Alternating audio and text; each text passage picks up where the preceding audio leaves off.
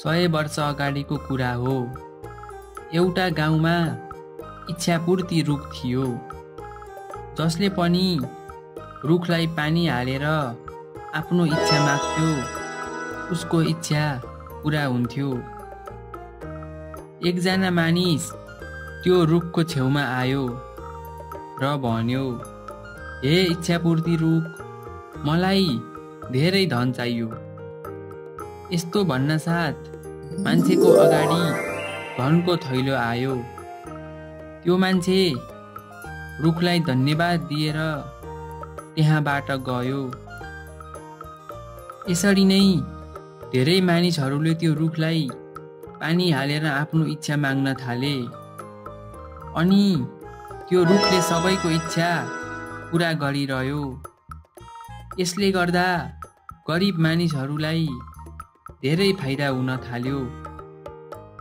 तर केही वर्षपछि इच्छापूर्ति रुख बुढो भयो, उसको शक्ति पनि खत्म भयो।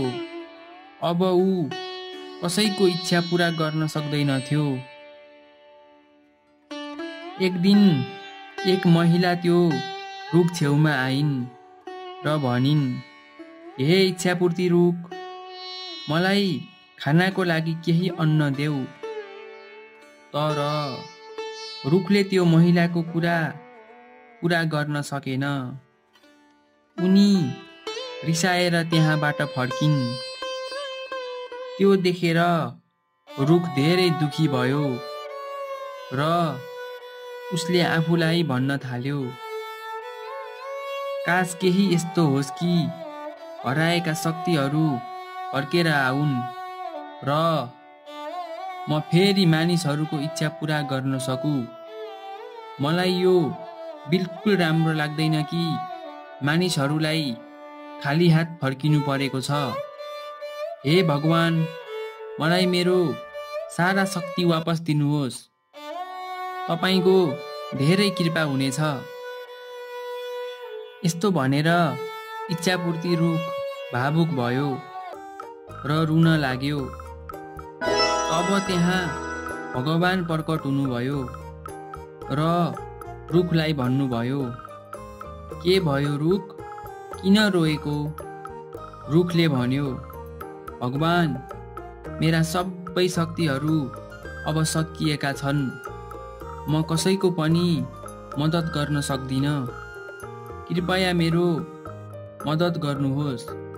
भगवानले भन्नुभयो, एउटा उपाय छ, तर अलि कठिन छ। यहाँबाट टाढा जङ्गलमा एउटा जादुई इनार छ।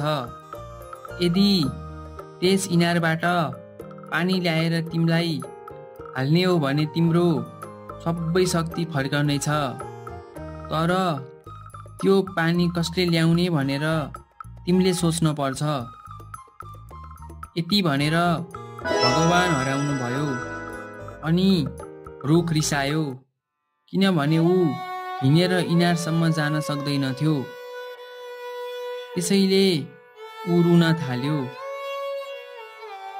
रुखको रुँदै गरेको आवाज सुनेर त्यहाँबाट जाँदै गरेको एउटा मानिस उसको छेउमा आयो। के भयो इच्छापूर्ति रुख, किन रोएको? जब रुखले सबै कुरा त्यो मानिसलाई सुनायो, त्यो मानिस इमान्दार थियो। उसले रुखको मद्दत गर्ने ठान्यो। म तिमीलाई मद्दत गर्छु, मलाई भन के गर्नुपर्छ? त्यसमा रुखले भन्यो, टाढा जङ्गलमा एउटा जादुई इनार छ। त्यहाँबाट पानी ल्याएर मलाई हालिदिनु पर्छ। त्यसपछि मेरा सबै शक्तिहरू फिर्ता आउनेछन्। यस्तो सुन्ने बित्तिकै त्यो मान्छे जङ्गलतिर लाग्यो। जाँदा जाँदा उसले जादुई इनार पनि देख्यो। ऊ तुरुन्त इनारको नजिक गयो, इनारबाट पानी निकाल्यो र बोतलमा हाल्यो अनि खुसी हुँदै त्यो रुखको छेउमा गयो। उसले बोतलको पानी रुखलाई हालिदियो र चमत्कार भयो। रुखको सबै शक्ति फिर्ता आयो। रुख खुसी भयो र त्यो मान्छेलाई सुनले भरिएको थैलो दियो।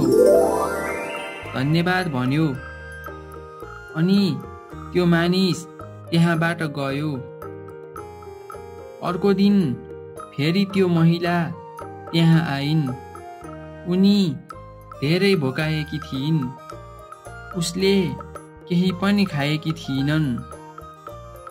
रुखले त्यो महिलालाई चिन्यो र आफ्नो शक्तिबाट चमत्कार गरेर देखायो। महिलाले रुखलाई धन्यवाद दिइन्। रुख पनि महिलाको मद्दत गरेर धेरै खुसी भयो। अब त्यो रुख धेरै खुसी भयो किनभने ऊ फेरि सबैको मद्दत गर्न थालेको थियो र सबैको इच्छाहरू पनि पुरा गरिरहेको थियो।